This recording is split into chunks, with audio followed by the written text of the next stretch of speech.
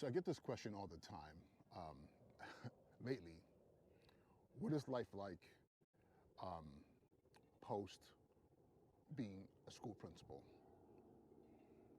I get the question, do you miss being in the building, being in the school building? Do you miss being, in charge, of a school? Do you miss just the rhythm and the rush? Because there is a rush with being a school leader, also especially being in any kind of leadership. Do you miss all that? And and especially, do you miss the kids? Do you miss being around students, around being children, around being around children and your students? And it's interesting because my response is one that might seem selfish, but it's actually super selfless, in my opinion. So first off, um, I do miss being in front of students. For 17 years, my primary focus were my students.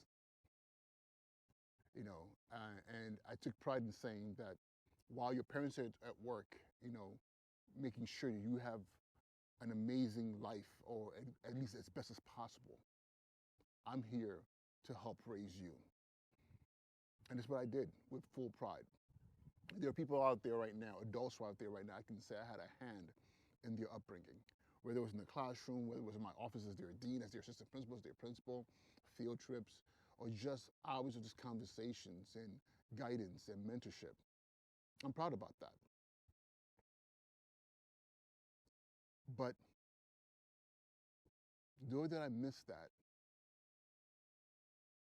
I wouldn't trade what I have now for that.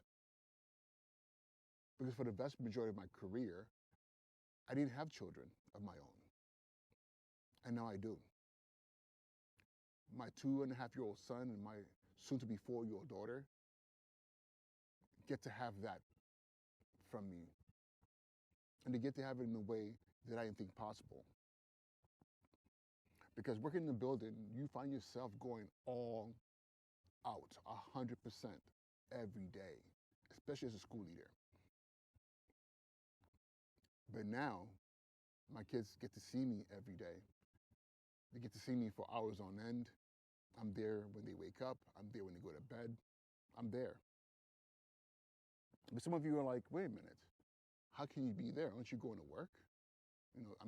We know that you're not independently wealthy, which I'm not by any means. But how come you get to be at home? What are you doing now? And the fact of the matter is, I have opted to join the workforce. The remote workforce, yeah, remote workforce. I was about to say the remote workforce. No, but the remote workforce, meaning that I work from home. For a very long time, I used to think that was really strange, and it wasn't until the pandemic that I realized that's a reality. Because for 18 months, I worked from home. I was a principal for school from my house. I spent hours in front of the computer doing all the things that I need to do, and being able to still maneuver at home and take my kids to the bathroom and change their diapers. And sometimes I'd be on calls with my son or my daughter on my lap. I was able to do that for 18 months. And I thought to myself, that is interesting. Because when I saw other people who did the exact same thing, you know, you know, prior to the pandemic, I used to be like, how can you do that? That doesn't make any sense. How are you able to manage and balance all that? And I thought, um, that it was just bizarre. Until I did it, and after I did it, and then returned to the school building, I missed my kids. I missed my babies. I felt like there has to be another way for me to be present in their lives, the same way I've been present in the lives of so many people, so many young people. Honestly, thousands at this point in time. So, yes, my new work allows me to work remotely.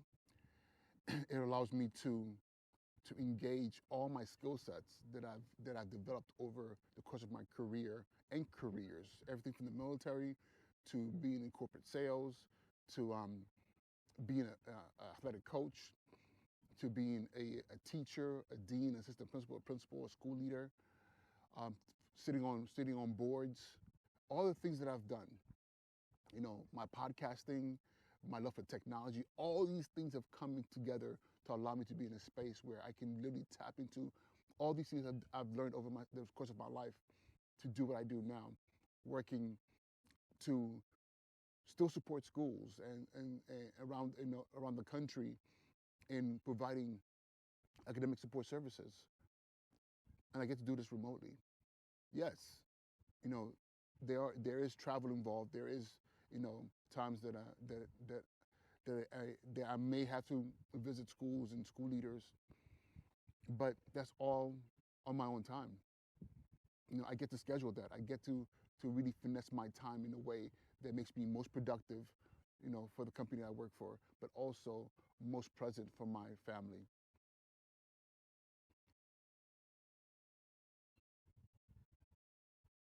So earlier I said about being selfless because everything I know I'm saying sounds selfish is about me, about my family, about and not about the kids, the kids in schools because that's the mentality. How could you do that to the kids? Why would you leave the kids?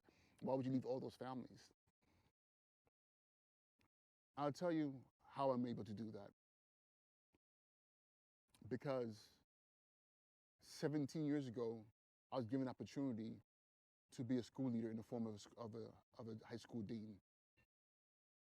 And that person, who was my principal at the time, eventually left being a principal and made way for another leader to come in. And my other mentor principals, who moved on to do other things, made way for others, including myself, to lead.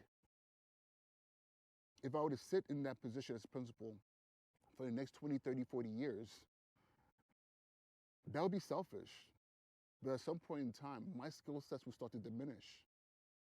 My ability to engage, understand the culture of the time will diminish. So by me saying, okay, it's time for me to move on or to other things has made room for other leaders to step up. Because every day, everywhere in this country, there's someone who is aspiring to be a dean, to be an assistant principal, or vice principal, or a principal. And if we all sit in those seats until the wheels fall off, until we're not as effective as we once were, then that's being selfish. I'm not saying that I'm not effective anymore, but trust me, I can still run the mess out of a school, but that doesn't do well. That doesn't do well for my children and for my family, and also doesn't do much for those leaders out there, aspiring leaders, who need the opportunity to step up and lead themselves, like I was given. So,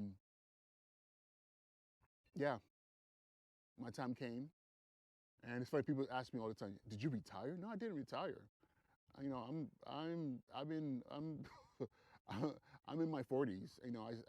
I'm so far from retirement age, but also I have so much more to do and so much more to give, and it doesn't have to be on the same stage.